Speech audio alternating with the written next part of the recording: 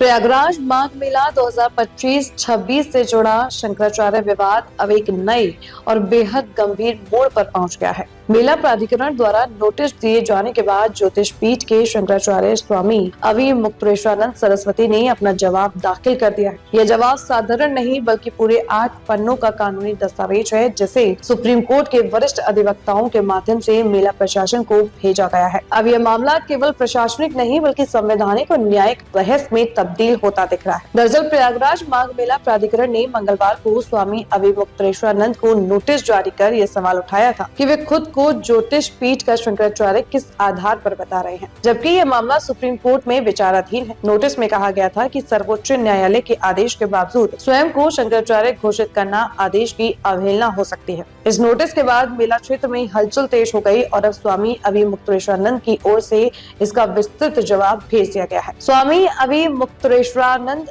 की टीम जब मेला प्राधिकरण के सेक्टर 4 स्थित कार्यालय पहुंची तो वहां कोई भी जिम्मेदार अधिकारी मौजूद नहीं मिला।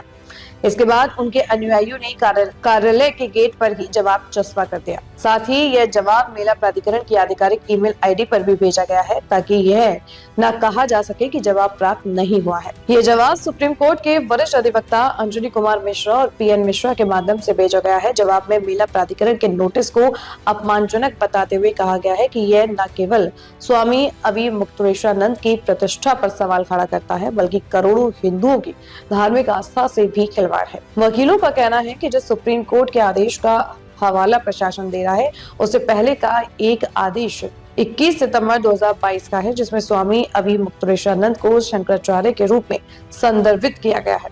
इसके अलावा उनका विधिवत पट्टाभिषेक 12 सितंबर 2022 को हो चुका था, जबकि जिस आदेश का हवाला देकर रोक की बात कही जा रही है वह उसकी बात का है। जवाब में यह भी कहा गया है कि ब्रह्मलीन शंकराचार्य स्वामी रूपानंद सरस्वती ने अपने जीवन काल में ही स्वामी अवि मुक्तेश्वरानंद को उत्तराधिकारी नियुक्त किया था। उनके ब्रह्मलीन होने के अगले ही दिन वैदिक विधि विधान के साथ सार्वजनिक समारोह में शंकराचार्य पद पर अभिषेक किया गया था। यह तथ्य सुप्रीम कोर्ट के संज्ञान में भी पहले ही लाया जा चुका है। इसके अलावा जवाब में दावा किया गया है कि शंकराचार्य पद पर बने रहने को लेकर किसी भी न्यायालय से कोई स्थगन आदेश नहीं है और देश के अन्य प्रमुख पीठों श्रृंगेरी, द्वारिका और पुरी के शंकराचार्यों का समर्थन भी उन्हें प्राप्त है। स्वामी अवि मुक्तेश्वरानंद की ओर से यह भी कहा गया है कि मेला प्राधिकरण का नोटिस अधिकार क्षेत्र से बाहर है और यह एक प्रशासनिक हस्तक्षेप है जो असंवैधानिक है। जवाब में साफ चेतावनी दी गई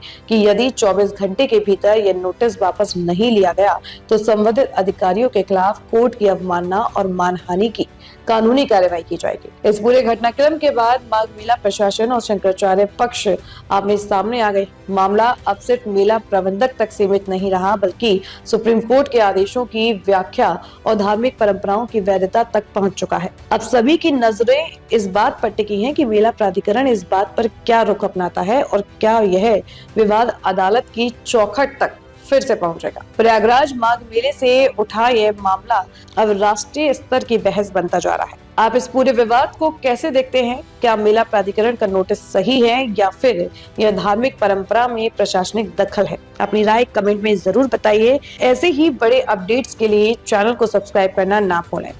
दोस्तों, अगर आप चाहते हैं कि आपके संस्थान, व्यापार या ब्रांड की पहचान हर घर तक पहुंचे और आपकी आमदनी में दिन दूनी रात चौगुनी तरक्की हो तो आप वक्त आ गया है निगाहें इंडिया न्यूज़ पर अपना विज्ञापन देने का। आप हमसे हमारे आधिकारिक ईमेल आईडी nigahenindianews@gmail.com पर संपर्क कर सकते हैं, क्योंकि निगाहें इंडिया न्यूज़ है प्रयागराज का पहला और सबसे भरोसेमंद स्थानीय न्यूज़ चैनल जो सिर्फ और सिर्फ आपकी आवाज़ को बुलंद करता है।